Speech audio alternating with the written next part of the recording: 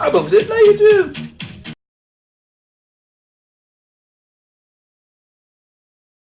Yo tout le monde, c'est Tora, j'espère que vous allez bien. Aujourd'hui on se retrouve pas pour une vidéo gaming, mais pour une vidéo où on va parler de l'avenir de YouTube. Un avenir qui me semble obscur et je pense il y a un peu de positif à voir. Alors je ne vais pas vous parler de l'article 13 ni de l'article 11. On en a assez parlé, je pense que je ne vais pas m'aventurer sur un sujet que je ne connais pas. Voilà, parce que certains le font et c'est pas très cool. Alors aujourd'hui on va parler du placement de produits qui va évoluer, parce qu'avec avec toutes les nouvelles vagues, la monétisation, j'arrive à le dire, qui est de moins en moins bien rémunérée. Il faut savoir qu'aujourd'hui 1 million de vues ne fait pas 1000 euros, hein, je vous le dis tout de suite, arrêtez de croire. Je pense plutôt que ça doit être entre 50 et 100 euros entre nous, hein. Il faut arrêter de se voiler la face. Désolé de casser votre mythe, hein. Je sais que certains veulent aller sur YouTube pour gagner des millions, mais c'est pas le but, hein. Il faut travailler les gens. Euh, Tout simplement, comment vont évoluer les placements de produits? Et bien on va passer à la mode américaine, c'est-à-dire que les modes américains, je sais pas si vous regardez certains youtubeurs américains qui font du jeu vidéo, hein, je vais parler surtout du jeu vidéo, ils font des placements de produits sur des jeux mobiles, d'actu et qui sont en train de bien boomer. Donc enfin ils font une petite vidéo à leur sauce entre 30 secondes et 45 secondes. Si vous voulez un extrait d'un youtubeur français qui l'a adapté pour sa chaîne et pour son contenu, je vous conseille d'aller voir le Jour du Grenier, que je vous conseille de suivre parce que c'est vraiment énorme ce qu'il fait. Et l'article 13 va beaucoup le sanctionner parce qu'il utilise beaucoup de musique copyright. Mais tout ça, on verra ça après. Donc voilà, donc ça va être des vidéos que vous ne pourrez pas passer. Donc tous ceux qui ont Adblock pardon, et Tutti Quanti, YouTube Premium, et ben vous pourrez pas la passer, hein, tout simplement. Il faut savoir que les placements de produits, je sais qu'à une période c'était mal vu, mais j'ai envie de dire, les gens sont un peu bêtes. Oui, les gens sont un peu bêtes parce que les placements de produits, ça permet aux youtubeurs de s'en sortir financièrement. Surtout quand ils ont une équipe derrière, une équipe de monteurs, d'ingé son, faut trouver les lieux de tournage, faut les réserver, et tout ça, ça coûte pas un bras, mais ça coûte un certain montant, et ça peut chiffrer à 3000 euros, voire plus. Il y a des projets à 10 000 euros que je connais, comme le Jour de Grenier, il a dû... je vais beaucoup parler de ce youtubeur, parce que c'est vraiment la référence pour les placements de produits qui va beaucoup l'aider. C'est vrai quand vous devez réserver, par exemple, 1 heure le château de Nantes, ça vous coûte très très cher. Hein, parce qu'il faut qu'il y a personne. Voilà, je vous passe les détails. Donc, les placements de produits vont devenir américanisés.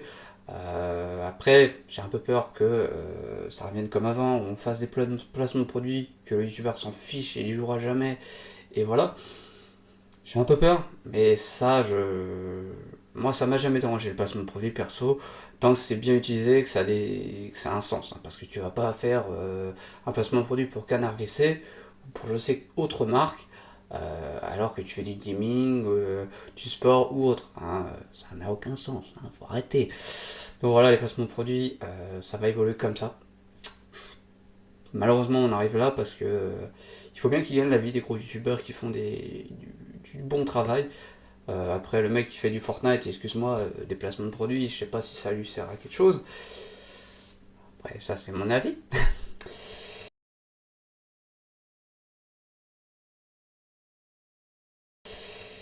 Et le deuxième sujet que je voulais aborder dans le futur de YouTube, c'est aussi le fisc. Alors, qu'est-ce que le fisc? Tout simplement, le fisc, je pense que vous devez le savoir, c'est un État qui gère ce que tu touches, ce que tu perçois, et ce que tu dois donner aussi. Hashtag les impôts, hashtag l'URSSAF, hashtag on te met des doigts dans les fesses. Voilà. Alors, tout simplement, vous savez que sur les lives, pour l'instant, certains youtubeurs ne déclarent pas tous les dons qu'ils perçoivent. Hein, parce que j'ai vu certains youtubeurs, je veux pas être méchant, j'ai déjà vu une féminine qui touchait quasiment ma paye en même pas 2-3 jours, quoi. Ouais, 2-3 jours. Ouais. Déjà, le premier don de la soirée, au bout de 15 minutes de live, 200 balles, tu te dis que va bien dormir, hein. Après, il y a des gros youtubeurs, maintenant, avant qu'ils faisaient pas de live, maintenant ils font des lives sur des jeux vidéo. Je comprends aussi pour pouvoir vivre, hein, ça rejoint un peu les placements de produits. Donc les lives, sur les gros youtubeurs, ils sont obligés, un peu comme Norman, Squeezie. Squeezie, je crois qu'il en faisait avant, mais maintenant Norman s'est mis un petit peu aux jeux vidéo, et puis pour toucher un peu plus, pour pouvoir faire ses courts-métrages, hein, parce que les courts-métrages, on en revient, c'est pas donné. Donc voilà, donc tout simplement le fisc va commencer, je pense, il commence déjà à s'intéresser méchamment à YouTube en disant que YouTube, Twitch, c'est ces deux plateformes-là qui sont en train de bien scruter. Pour l'instant, ils n'ont pas encore le droit de garder les extraits des dons et tout ça pour après. Ils n'ont pas encore l'accès, mais est-ce que l'article 13, l'article 11 ne va pas leur permettre fourbeusement de leur donner accès? Et voilà, c'est ça aussi, parce qu'il y aura aussi des petites lois qui vont être votées qu'on va pas faire attention, qui vont donner accès au fisc, aux impôts, à tout ce que vous voulez, de pouvoir te dire, vieux, tu nous as pas déclaré le bon montant, parce que j'ai vu que sur ton live, tu avais gagné, par exemple, je vais dire une connerie, sur un live d'une semaine, on a vu qu'au bout d'une semaine ou un mois, tu as touché, par exemple, 2000, 3000 euros, hein, c'est faisable, honnêtement, c'est faisable, hein. Je vous le dis, j'ai vu, je crois que je peux en parler, j'ai vu. Parce qu'une femme, on va dire, en petite tenue, qui fait du Fortnite, du PUBG ou Titi Quinty, après elle joue bien, donc force à elle. Ouais, j'ai vu les tons en une semaine, j'ai calculé, c'est astronomique, hein, ça montait les 2007, j'ai fait un calcul, je regarde ma note, ouais, 2700 euros. Hein. Donc, on vit bien, quoi, hein, pas besoin de s'afficher sur des webcams porno, quoi. Nos porcs, pardon. Donc voilà, donc tout ça, ça va arriver, donc c'est vrai que c'est triste un peu de pas déclarer, mais après c'est vrai qu'on sait pas si on doit le déclarer, pas le déclarer. Après, tu peux peut-être en déclarer une partie et la grosse partie déclarer, parce que c'est sûr tu déclares pas 200, 300, 400. Donc voilà, c'est aussi la fiscalité française qui va vraiment s'attacher dessus. Après je sais pas comment se passent les fiscalités des autres pays, mais je sais qu'en France on est bien beaucoup taxé, vous savez, les gilets jaunes, hein.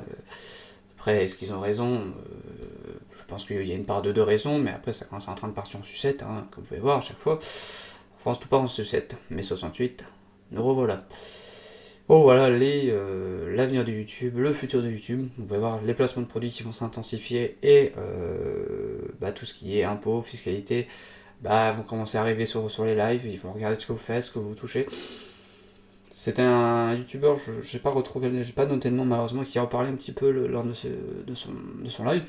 Que tôt ou tard, on va devoir payer des impôts sur les lives que tu fais et tout ça.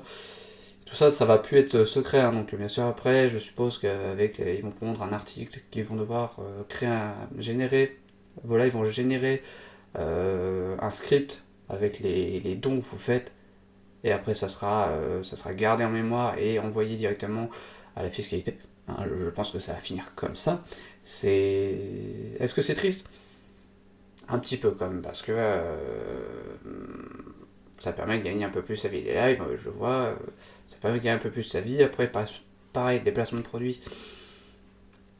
Est-ce que ça va être taxé, tout ça? Je ne sais pas. Hein. Faut demander ça à M. Macron, hein, parce que j'ai pas toutes les clés en main. Moi, c'est juste, je vous donne des bonnes infos, des infos concrètes qui augurent quelque chose de. Il y a un bon et un négatif. Je pense que si certains youtubeurs font du bon placement de produits, ça va inciter les gens à ne pas s'en plaindre. Mais je pense que les gens vont s'en plaindre. Hein. De toute façon, il y a beaucoup d'attardés et d'idiots sur YouTube, hein, malheureusement, des jeunes qui ne comprennent pas qu'un placement de produit, un youtubeur le fait. Après, si c'est mal fait, je comprends que tu t'énerves.